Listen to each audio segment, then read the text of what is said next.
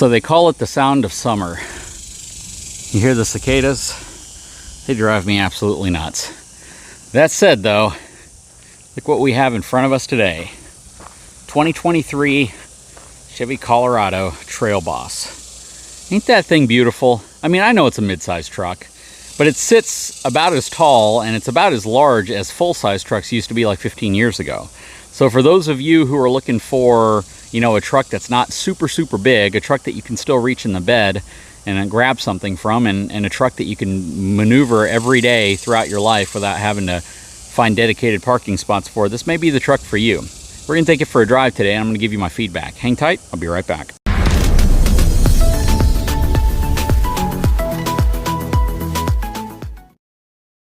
Okay, so before we hop in, one thing I want to talk about. This truck has an MSRP of just, I think, a hair over $41,000, something like that. It is not what I would consider to be like a base level trim at all. This is a Trail Boss. They've done a lot of really cool things, such as the black accented wheels, the front grille, nice matted black finish to it, Trail Boss logo. But you know, when it comes to other things, it doesn't have a lot of super luxurious features baked into this one. Like, you don't see any fog lights on it. It has the standard incandescent or halogen lights on the front and the back. The stance is absolutely gorgeous. I mean, you see this thing going down the road, instantly you're going to fall in love with it. And like I said, it's pretty much the same size as some of your full-size trucks were like 15 years ago. So it's not a small truck. Looks super aggressive, super sporty. This thing has the Turbo Plus engine in it, so it produces a ton of horsepower and torque. And it's just an all-around really nice truck. And if you're looking for a more basic package, this may be the truck for you, because it gives you the looks you want, coupled with the features you want, while not giving you the features that you might not want. Anyways, let's hop inside this truck, go for a drive. I know we mentioned it in another video, but payload capacity on this truck is actually greater than the payload capacity on our 2023 GMC Denali half-ton pickup truck. Mainly because our Denali has a very, you know, high trim package to it, and because of that, it drops the payload package down. But payload capacity on this truck, 1,507 pounds, which is like 20 pounds greater than the payload capacity on our Denali. Crazy. They do not put a trailering sticker on this truck. That would be really nice, so you can kind of see more specifics in regards to what they recommend. But the maximum towing capacity you can get on one of these is 7,700 pounds. Don't know if I'd ever want to actually put that much weight behind it. Okay, hopping inside. Does have push button start. Has a key fob. Does not have remote start on the key fob. It's pretty basic. Doesn't have a power tailgate release either, even though it is a dampened tailgate, so whenever it drops down really slowly, and it's super easy to lift up. I did a full interior exterior review of this truck already. The gauge cluster up here, instrument cluster, is really only the part that you see on right here. I would love if it expanded to the entire width of this area, kind of like you see on the half-ton trucks.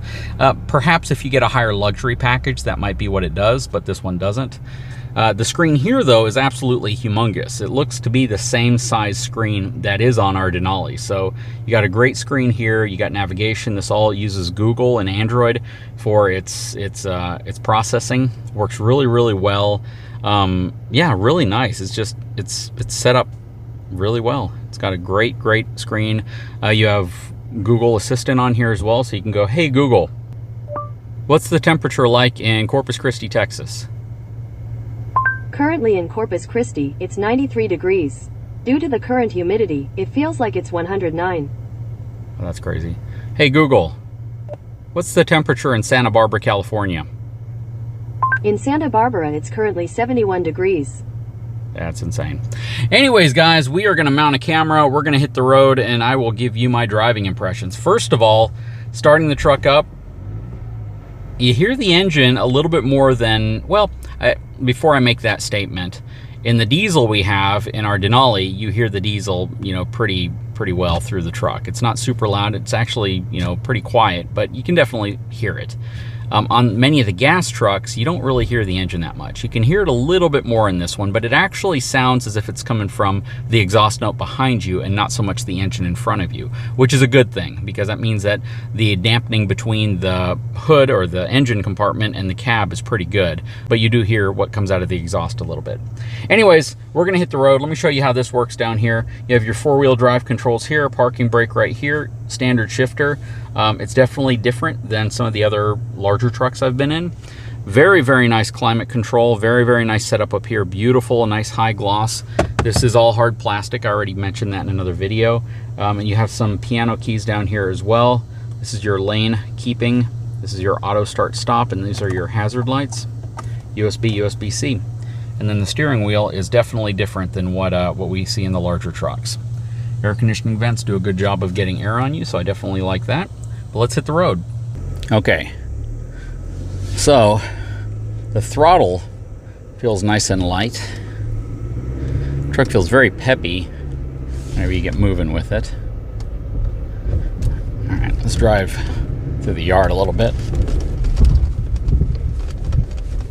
Handles bumps well.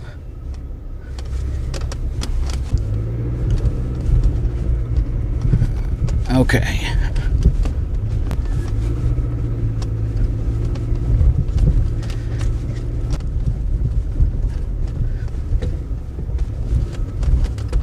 The suspension on this truck definitely leans a little bit more on the firm side.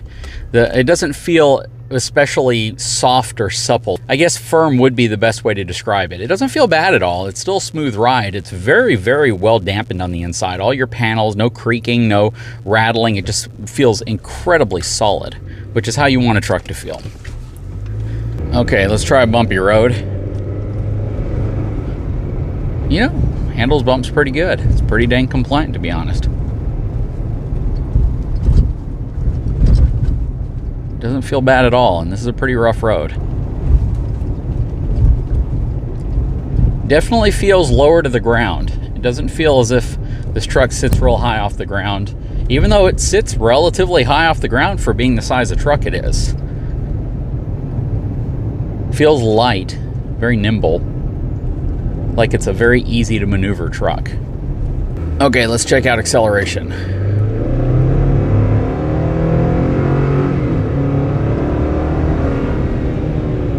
You know, it actually accelerates pretty dang smooth.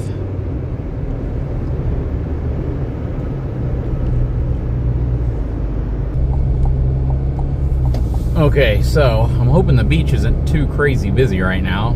We're still in summer and definitely a lot of tourists still in town, but we'll see how this truck does out on the sand. It's not too packed out there, that is. I'll tell you, it's so hot that using my cameras, they're constantly overheating.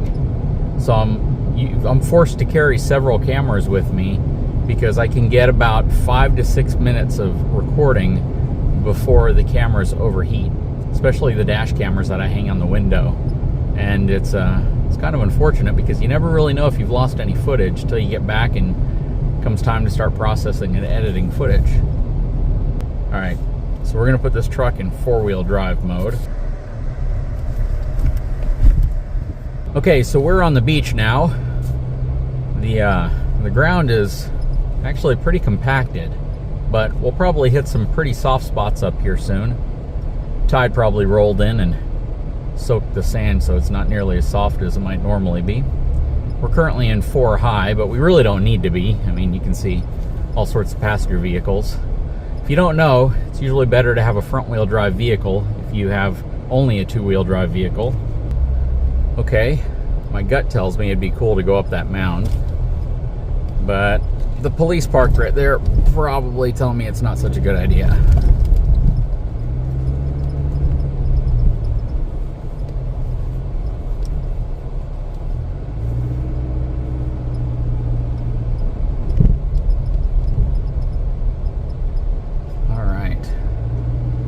If I had any tow gear, I would help get some people out, but I don't have any tow equipment with me. The sand is very soft right now. Man, everyone's stuck out here today.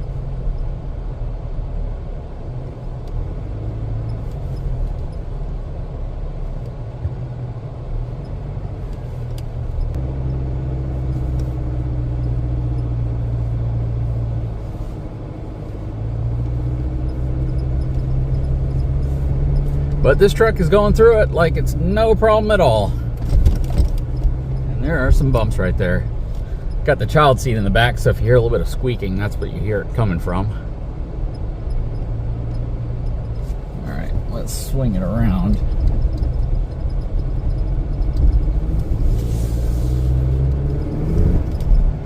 All right, got more deep sand here. That's some really deep sand.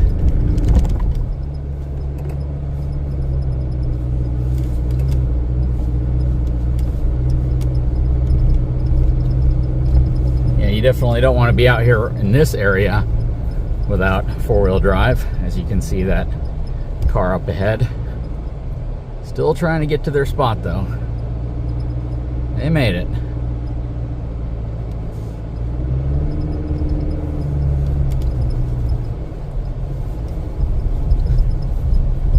And you got folks, very nice folks in Jeeps that come around and just try to help people out when they're stuck.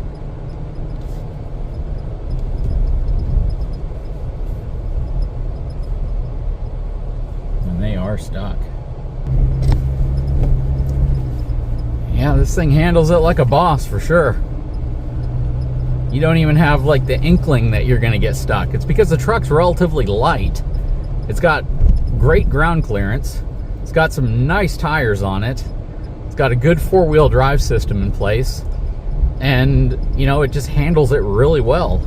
That coupled with the technology and the different drive modes that you have, you know, there are going to be circumstances where you could probably get this truck stuck, but you'd almost have to intentionally go to those places and try to get it stuck, because the area that I was just at there, that's one of those places that you could very easily get stuck if you're not careful. It's almost like an intentional thing again. You almost have to intentionally drive through really, really deep sand to get this thing stuck. And like, this is really, really deep sand. I'm intentionally driving through it, and it's just going through it like nothing at all. I mean, I don't fear at all that I'm about to get bogged down or stuck. It's just driving through it like it's not even a problem at all. And this truck is flopping around right now on some of these bumps.